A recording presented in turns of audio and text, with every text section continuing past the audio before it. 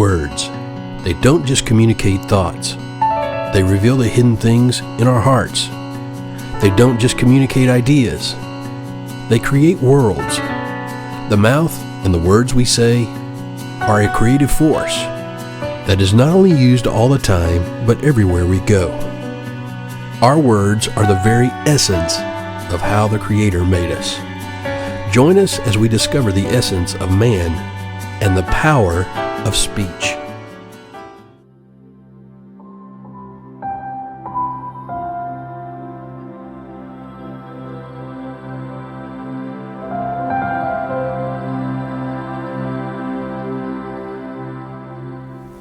Hey everybody, welcome to day 12 of the essence of man and the power of speech. And so what I want us to do today is I want us to talk about maybe more of a rule guideline thing. Because sometimes it can be confusing. When do you say something for standing up for truth? Or when is it talking of a negative? I mean, all these different things. And so here's the whole premise. When you take something that's true, add a negative part to it, it's lashon hora, which means it could be true about somebody, but if you cast it in a negative light, it's lashon hora. Let me give you an example. Let's say that you go listen to a speaker, and he might not be the greatest speaker in the world, but yet you say something negative about him and his delivery or her delivery. And talking about it to other people, that's considered lashon hora. Because somebody else might have enjoyed that style of teaching or ministry or work ethic, whatever the case may be. And so that is considered lashon hora. It may be true to you, but it may not be true to anything else. And anything that we cast in a negative light about somebody is considered evil speech. Okay, so the principle you could do is this way: true plus negative equals lashon hora. Okay, it's best just keep things to yourself, because what happens is you could work with somebody, and in your mind, they're not the greatest person to work with. But the moment you start saying it in the atmosphere, that's when it becomes law. And it can have an effect on people. So, there again, that is an incidence. Of course, gossip is evil speech. Lying is evil speech. We get that. But when is it right to do or talk about something that may be controversial or negative? When we talk about injustices with law. To speak up against injustice can cause controversy. And when we stand up for what is right and what is lawful and what is biblical, but the whole context of it is how we do it. We don't want to cast people in a negative light. But at the same token, we can't be afraid to speak truth either. And because, the thing about truth is it's going to divide people. You're going to have one group of people say, I agree with that. Another group say, I just totally disagree with that. I mean, we see that all through the Bible. But we always approach truth with the aspect that I have not attained and I am growing.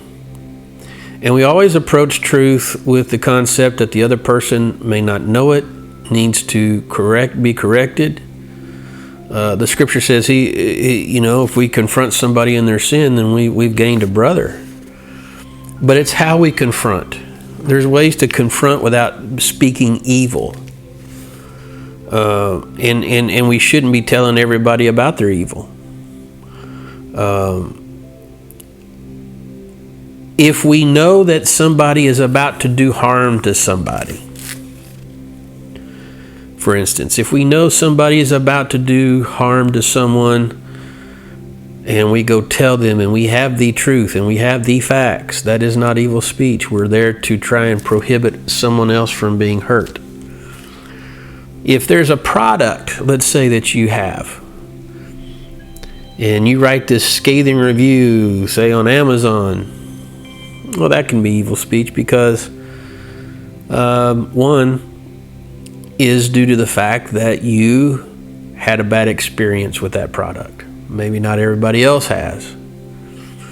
And so what you're doing is you're causing somebody's livelihood to be damaged. This is the whole principle. Lots of times correction should be done privately. This is what Matthew 18 is about. Go to him privately.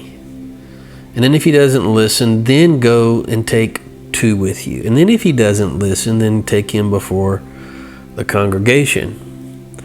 We are not trying to shame or speak evil of this person. What we are trying to do is bring a correction for this person. Everything has to be done with the concept of mercy. And so this is the whole point. There are times when confronting issues may be considered evil speech, but it's not. How else will we stand up for justice? How else will we point out what sin was? So you've got to look at it along those lines. Let me read you something here. When you have a negative assessment or an uncomplimentary story to share, before you say the first word, think to yourself, am I about to change reality? And I shared that with you before. And so even in your correction, you've got to pre-think. Am I about to, is this correction really needed? Is this truth, or is this my opinion I'm dealing with? Is there scriptural ground for this? Or is there legal ground for this? Or is this just my opinion? And then there are times, it seems like there are certain moments when lashon, hora seems to be most prevalent. It could be maybe at a family reunion, or it could be at a gathering of some kind, or maybe at a lunch break in a break room, or a coffee break room, or it could be at a bus stop or someplace. And so then you have to say to yourself, okay, what can I do to prepare that I don't enter into this? The Bible says avoid the very appearance of evil, so what can I do? And here's just a couple ideas. You can pinpoint such time in your day when you're probably most likely to do this. And so one thing is identify those times so you can mentally prepare for what lies ahead. So you prepare yourself, okay, I'm going into the break room, so I know there's probably going to be some evil speech in here, some gossip or whatever. You got to mentally prepare yourself. Then the second thing is make a plan that minimizes those periods of time. For instance, if you've got to be someplace at a certain time, and let's say a bus stop, and you're at a bus stop, and if you get there early, a lot of gossip's going to happen. Well, the best thing to do is not get there early, just get there right on time. See, making little efforts to avoid these opportunities can save us a whole lot of trouble. And then the third thing is set periods like mealtime. Think of some interesting topics to discuss that doesn't lead to idle talk. To where people don't become the topic of conversation unless it's something praiseworthy or something edifying. Because just as people's, it can lead very quickly the wrong direction. And this is the thing, we have to be more conscious about our words, even not just at the moment, but even in premeditation of what's coming.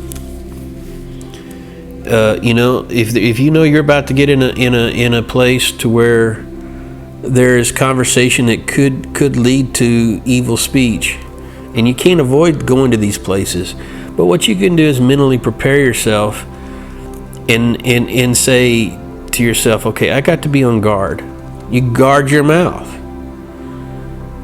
so that you don't get caught up, because lots of times if you don't mentally prepare, you're caught up in the wind, and then you think, oh man, what did I just do?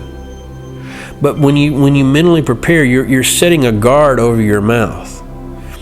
Here in the next day, we're going to get into some very interesting things about what the scriptures say, even about what God says, how he designed the mouth, and how the tongue is surrounded because of the fact it needs a lot of barriers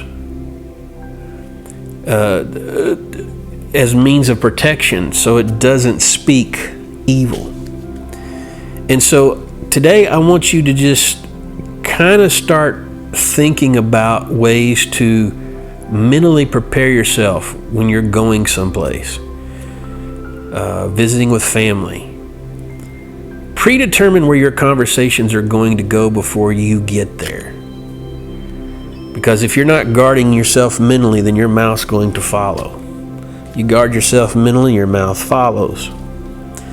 And so in this way, you keep your heart from saying something that maybe it shouldn't say. And so I want you to set a guard over your mouth, but I also want you, and what we need to do as people is we need to mentally prepare ourselves for conversation. It's something we don't think about, but it's something we have to do to keep from speaking evil speech. Okay? Hey, see you on the next day, and have a great day.